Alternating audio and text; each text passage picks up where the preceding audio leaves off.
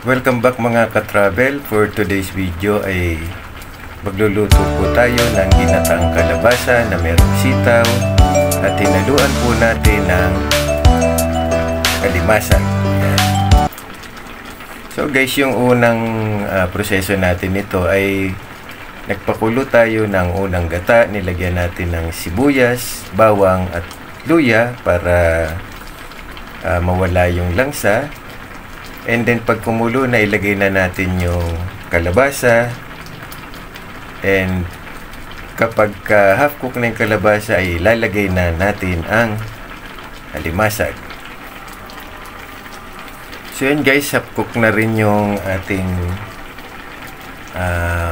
mga sangkap. So ilagay na natin ang sitaw.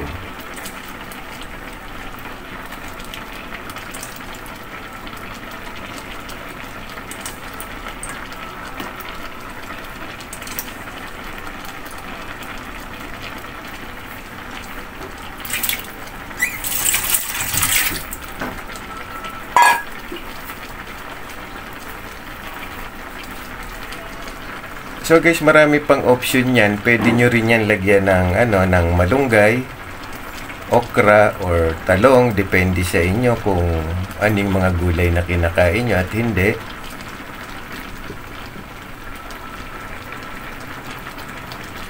And then, maya-maya lang kapag luto na lahat ng sangkap, ay ilalagay na po natin ang huling gata.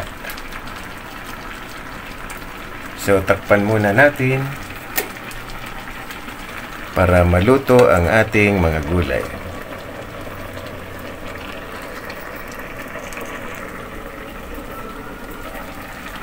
So haluin muna natin guys para yung nasa ibabaw ay mapunta sa ilalim para mabalance yung kanilang yung pagluluto ng bawat ingredients.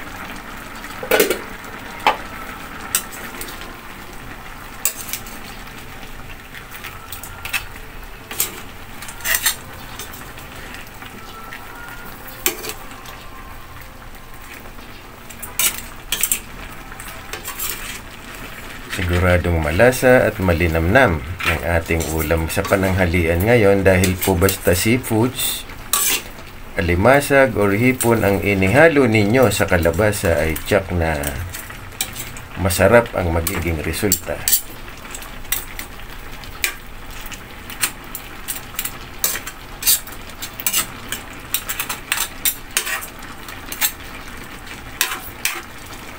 Lalo na't magkakamayan sa ating pagkain.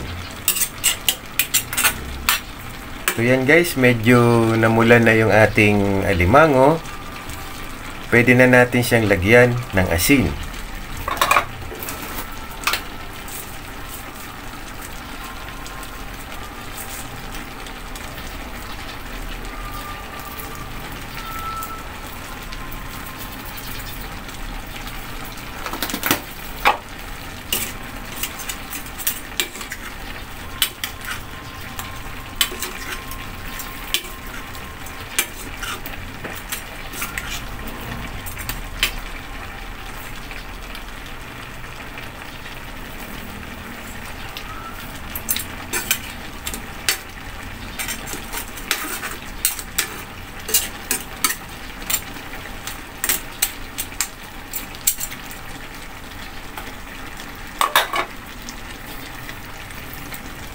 So yan guys, pakukulin lang muna natin ng konti pa.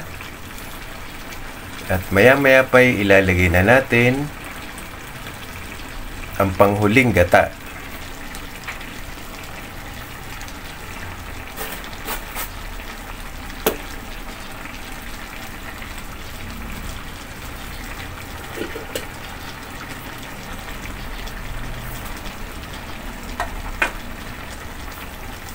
So yan, pwede na natin ilagay. Spread lang natin evenly. So ibang option yan guys, yung ibang may hilig sa sili, pwede nyo siya lagyan ng siling haba o yung sili na green to make it a little bit spicy dun sa mga may hilig sa maanghang.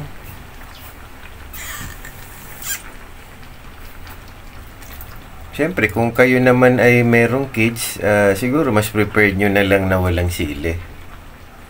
Tapos kung kayo magsisili na lang, kumuha na lang kayo separate na sili like yung mga labuyo, tsaka nyo ihalo.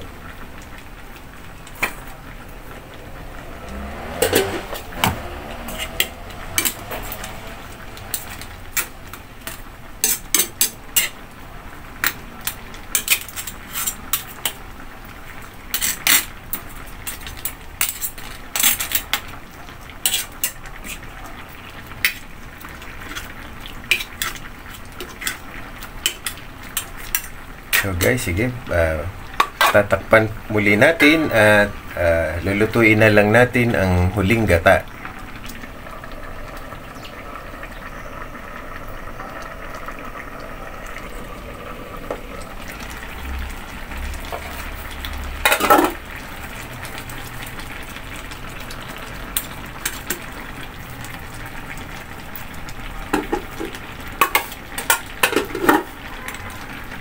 Mana natin guys.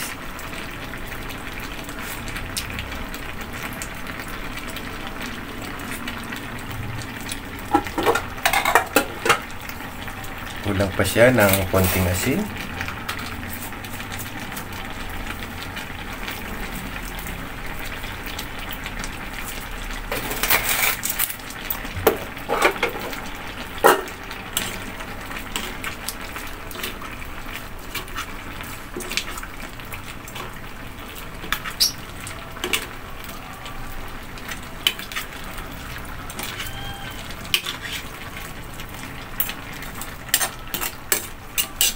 So yan guys, luto na to at malambot na rin yung kalabasa.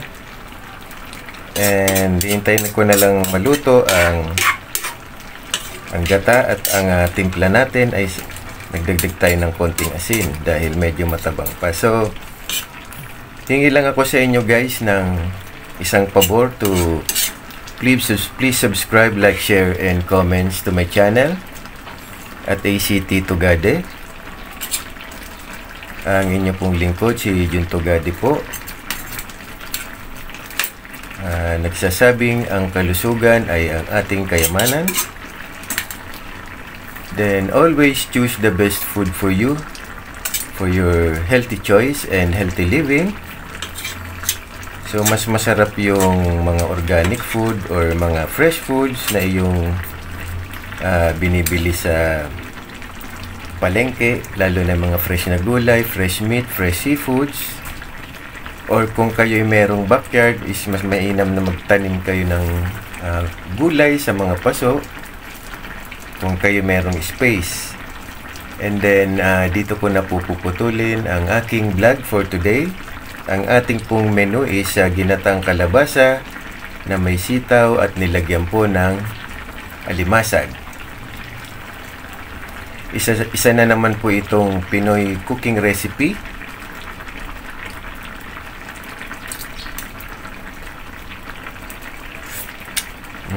Yan, okay na. So this is Jun Tugade saying thank you for watching. Diyos mabalo sa Indogabos, Diyos marahin aldaw sa Indo.